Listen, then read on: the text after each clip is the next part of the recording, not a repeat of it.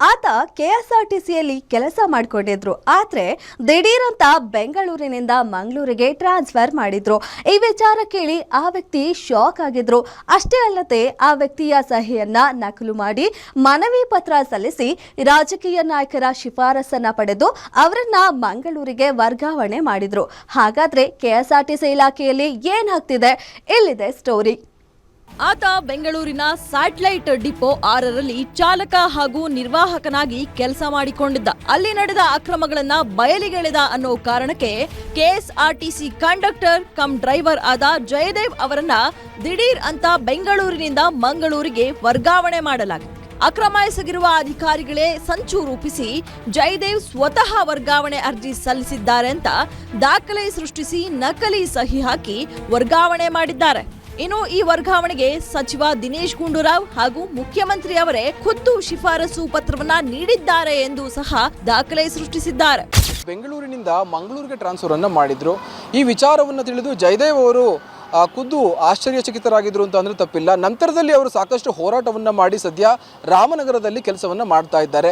ಈ ಒಂದು ಟ್ರಾನ್ಸ್ಫರ್ ಆಗಿದ್ದು ಹೇಗೆ, ನಂತರದಲ್ಲಿ ಇದು ಯಾವ ರೀತಿ ಕ್ಯಾನ್ಸಲ್ ಆಯಿತು, ಈ ಎಲ್ಲ ವಿಚಾರಗಳನ್ನು ಖುದ್ದು ಜಯದೇವ್ ಅವರೇ ನಮಗೆ ನೀಡ್ತಾ ಹೋಗ್ತಾರೆ. ಬನ್ನಿ ಅವ್ರನ್ನ ಮಾತಾಡಿಸ್ತಾ ಹೋಗ್ತೀನಿ. ಸರ್, ಮೊದಲನೇದಾಗಿ ಇದು ಏನಾಗಿತ್ತು? ಈ ಟ್ರಾನ್ಸ್ಫರ್ ಆಗಿದೆ ಅಂತ ನಿಮಗೆ ಯಾವಾಗ ಗೊತ್ತಾಯಿತು? ಮೊದಲನೇದಾಗಿ ವಿಚಾರ ಹೇಗೆ ಗೊತ್ತಾಯಿತು ನಿಮಗೆ? ಸರ್, ನಾನು ಬೆಂಗಳೂರು ಕೇಂದ್ರೀಯ ವಿಭಾಗ KSRTCನಲ್ಲಿ 6ನೇ ಡಿಪೋದಲ್ಲಿ ಕೆಲಸ ಮಾಡ್ತಿರ್ತೀನಿ ಸರ್. ನನಗೆ ನನ್ನ ಅರಿವಿಲ್ದಂಗೆ ದಿನಾಂಕ 11/11/2025 ನನಗೆ ಬೆಂಗಳೂರಿನಿಂದ ಮಂಗಳೂರಿಗೆ ಏಕಾಏಕಿ ವರ್ಗಾವಣೆ ಆಗಿರುತ್ತೆ ಸರ್. ಈ ಹಿನ್ನೆಲೆಯಲ್ಲಿ ವಿಧಾನಸೌಧ ಪೊಲೀಸ್ ಠಾಣೆಯಲ್ಲಿ ಮುಖ್ಯಮಂತ್ರಿಗಳ ಜಂಟಿ ಕಾರ್ಯದರ್ಶಿ ಕಚೇರಿಯಲ್ಲಿ ಗುಮಾಸ್ತ ನೌಕರಿಯಲ್ಲಿರುವ ಸಚಿನ್ ಮೇಲೆ ಎಫ್ಐಆರ್ ಕೂಡ ದಾಖಲಾಗಿದೆ. ಇನ್ನು ಈ ವಿಚಾರ ತಿಳಿದ ಕೂಡಲೇ ಜಯದೇವ್ ಕಾನೂನು ಹೋರಾಟಕ್ಕೆ ಇಳಿದಿದ್ದರು. ನಂತರದಲ್ಲಿ ಸಚಿವ ದಿನೇಶ್ ಗುಂಡೂರಾವ್ ಅವರನ್ನ ಭೇಟಿಯಾಗಿ ಎಲ್ಲಾ ವಿಷಯಗಳನ್ನ ತಿಳಿಸಿ ಮಂಗಳೂರಿಗೆ ವರ್ಗಾವಣೆಯಾಗಿದ್ದ ಆದೇಶವನ್ನ ಹಿಂಪಡೆಯುವಂತೆ ಮಾಡಿದರು. ಪತ್ರದಲ್ಲಿ ಕೋರಿಕೆ ವರ್ಗಾವಣೆ ಆಗಿರುತ್ತೆ.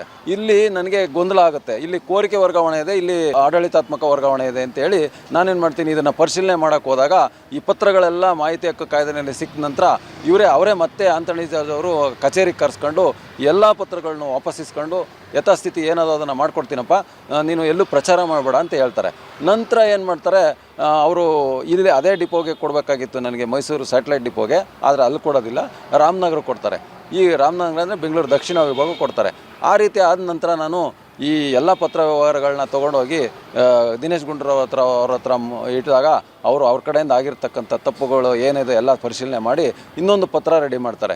ಈಗೇನು ನಾನು ಮೊದಲು ಕೊಟ್ಟಿರ್ತಕ್ಕಂಥ ಪತ್ರನ CM ಸಿದ್ದರಾಮಯ್ಯ ಅವರಿಗೆ ಶಿಫಾರಸು ಮಾಡಿರ್ತಕ್ಕಂಥ ಪತ್ರನ ರದ್ದುಪಡಿಸಿ ಈಗೇನು ಸ್ಯಾಟಲೈಟ್ ಡಿಪೋ ಮೈಸೂರು ರೋಡಲ್ಲಿ ಇರ್ತಕ್ಕಂಥ ಡಿಪೋ 6ಅಲ್ಲಿ KSRTCಯಲ್ಲಿ ಅಲ್ಲೇ ಕೆಲಸ ಮಾಡೋಂಗೆ ಮುಂದುವರಿಸಿ ಅಂತೇಳಿ ಒಂದು ಪತ್ರ ವ್ಯವಹಾರ ಮಾಡಿ ಮನೆ ವ್ಯವಸ್ಥಾಪಕ ನಿರ್ದೇಶಕ ಅವ್ರಿಗೆ ಖುದ್ದಾಗಿ ಫೋನ್ ಮುಖಾಂತರ ಸಂಪರ್ಕಿಸಿ ಎಲ್ಲ ಮಾಹಿತಿನ ತಿಳಿಸ್ತಾರೆ.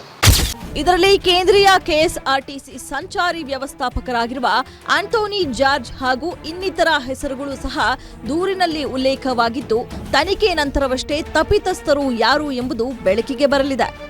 Girish, crime bureau, guarantee news, Bengaluru.